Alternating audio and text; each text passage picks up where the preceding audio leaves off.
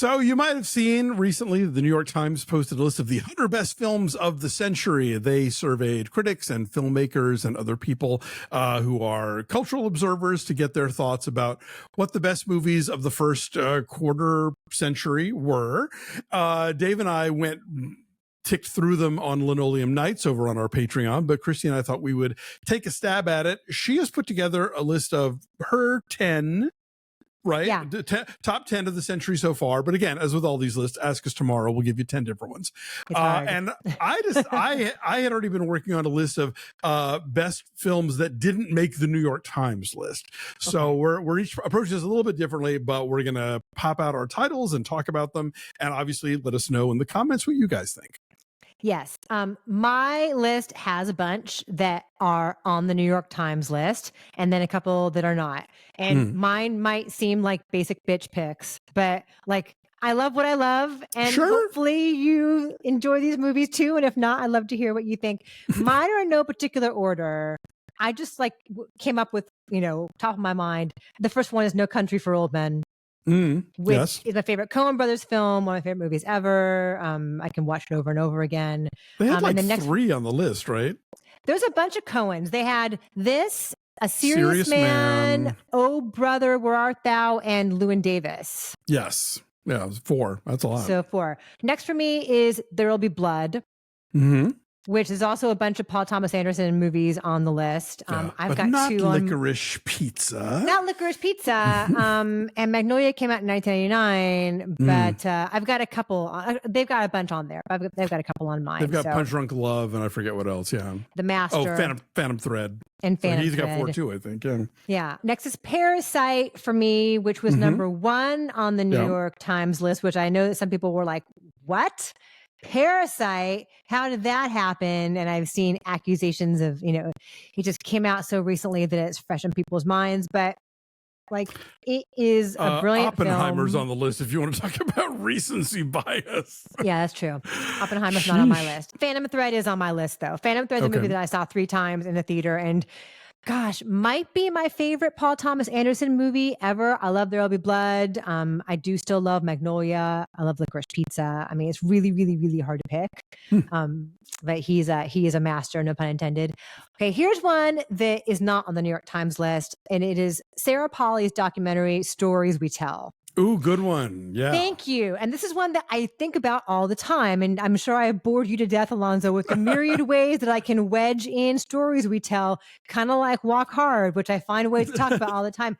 Walk Hard's not on my list. Okay. Points for that. I don't know why. It's hard. But Stories We Tell is Sarah Polley went back and interviewed everybody in her family and said to them, tell me the story of our family like I've never heard it before, like we've never met, like it's the first time. And it is this really brilliant, incisive exploration of the stories we tell ourselves. Like, what do we really experience? What do we see in a photograph and we just think we experienced? What is a story that's been passed along to us that we've internalized, and how much truth is in that? So it's just something I think about an awful lot. So I put that in there. By the way, I just want to throw it real quick. If you haven't read Sarah Polley's book of essays, she actually has her own story that is a thing that she realized she had been misremembering for years for various reasons. I won't spoil it, but it's a great read. Yeah, she's great. Everything she does is great. In the Mood for Love is on my list. I know that's very, very high up on the New York Times list. We just did a review of that, revisiting it because it's in theaters again for a couple of weeks. So if you've never seen Wong Kar-wai's masterpiece In the Mood for Love, that is there. Mad Max Fury Road. Of course. Just beautiful, brilliant, thrilling, groundbreaking filmmaking. Moonlight. Truly a piece of art, a work of art, very much influenced by Wong Kar-wai. Barry Jenkins has said that, I think Sofia Coppola and Barry Jenkins have both said what a huge influence Wong Kar-wai is, but it's just a gorgeous film and just multi-layered and just lives within you for a long time afterward. Just mastery of mood. Inception is my Nolan movie. I think they had Inception and Oppenheimer in there, right? On the New York Times list. And Dark Knight. Okay. And so I just think structurally it was so innovative and so thrilling. And Interstellar, actually. Interstellar's on there too. I don't love Interstellar. Me neither. But I haven't gone back and rewatched it in 10 years. But Inception, I do think is still fantastic. Yeah. And any movie that has any kind of like cityscape folding in on itself, whether it's like Doctor Strange or whatever, I'm like, you owe a debt to Christopher Nolan for Inception. And just, you see that top, and it's one of those movies where the ending will keep you thinking about it and talking about it afterward. And my last one is maybe a cheat. And that is OJ Made in America. Because it's really also, like 5 movies. Yeah, that's one of my runners up. So for sure I count that one, yes. In terms of the way it takes an event that everyone had an opinion on and everyone thought they knew everything about, and like gets its arms around the historical significance. It really explains Los Angeles and the history of race relations in Los Angeles and police relations in Los Angeles. Yeah, it does so much. It's edited thrillingly. It is 8 hours long and it breezes by. It's a movie about fame and about wealth and about race and about all these other things, and how they all dovetail into this one murder investigation. Yeah, no, it's a brilliant piece of filmmaking.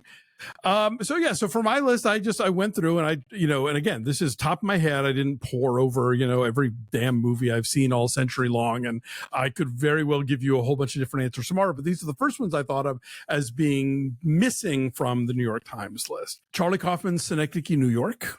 How's it not on there? That's shocking to me. I'm kind of surprised. I think it's still divisive. I think it has its champions. I know like Amy Nicholson's a big fan, but there are other people who find it, I don't know, indulgent or whatever. I think that movie is brilliant. It's a movie that, I just think about all the time. And I think about it in terms of how people create art and put themselves in that art and, let their creations overwhelm their actual life. It is it is a rich piece of work, and I adore it.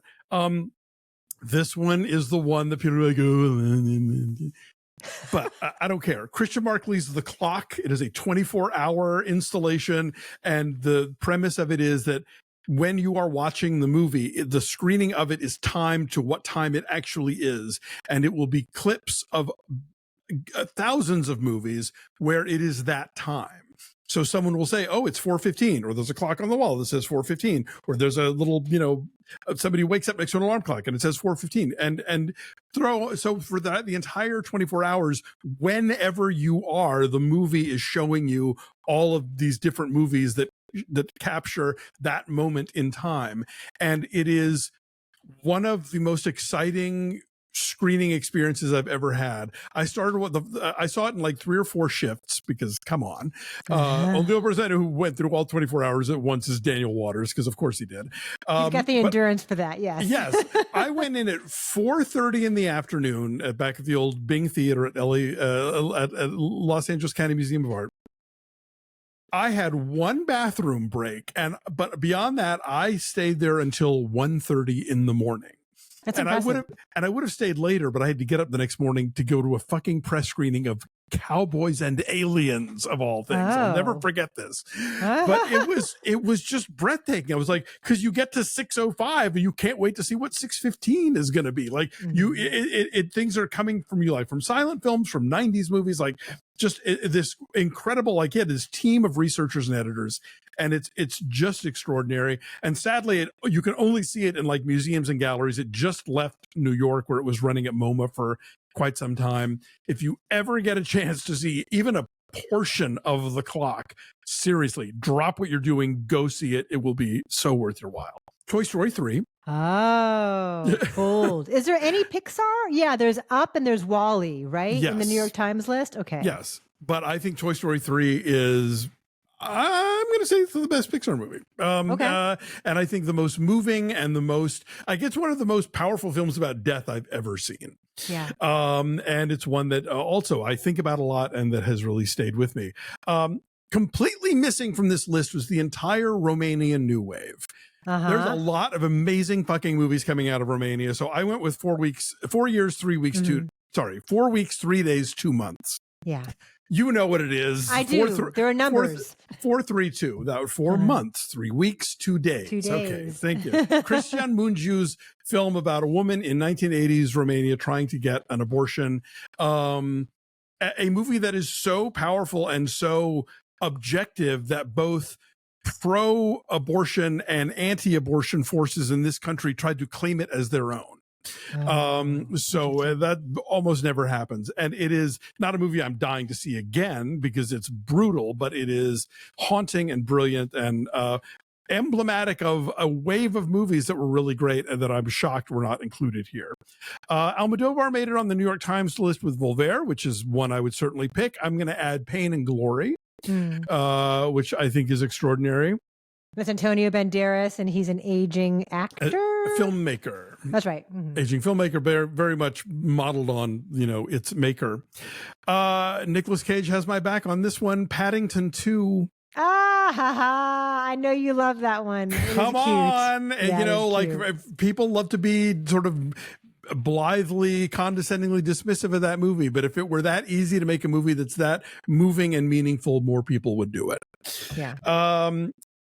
Speaking of Romania, the documentary Collective, which is about a sports newspaper uncovering a government scandal involving hospitals diluting sterilization equipment, leading to deaths, and the government attempts to sort of quash that story. A brilliant movie. Also, not another one I'm not dying to watch again, but it's extraordinary. A movie I would watch again in a heartbeat is RRR.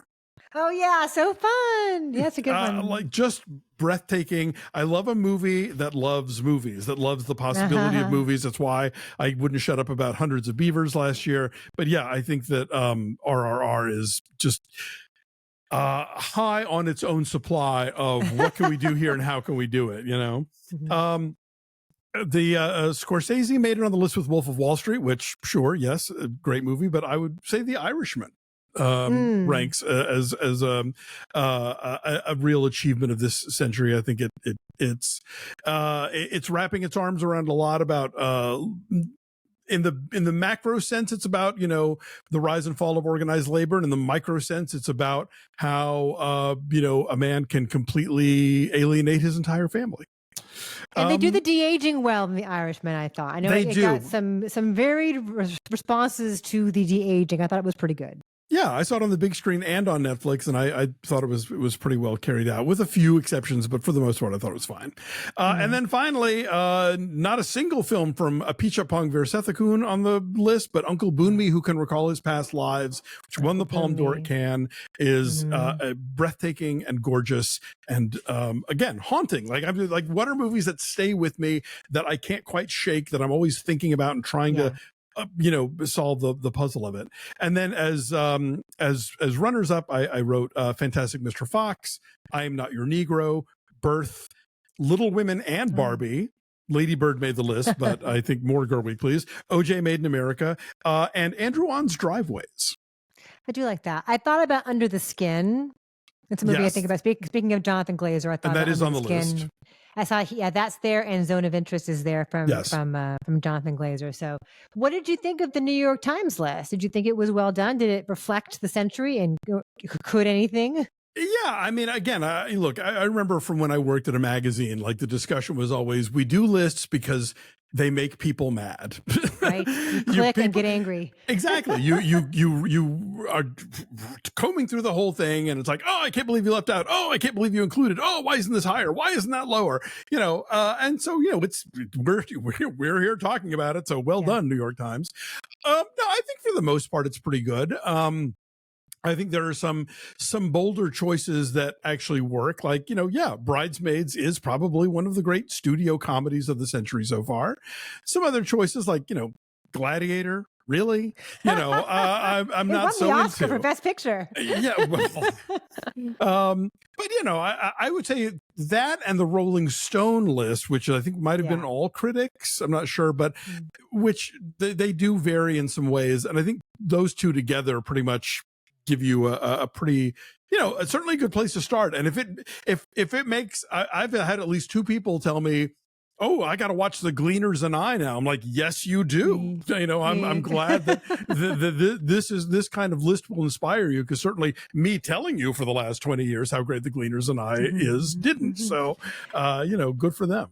There's a fun interactive thing. If you do the New York Times thing, you can like click a box like I've seen it or I want to see it, and then you have a little tally at the top afterwards. So I have seen 97 of the 100, and The Gleaners and I is one of the ones I have missed.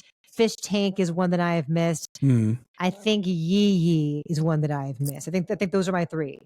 I have not gone through and done the clicks, but I know I haven't seen A Prophet or A Separation. And there might be 1 or 2 other ones, but I guess I did see that first Lord of the Rings movie.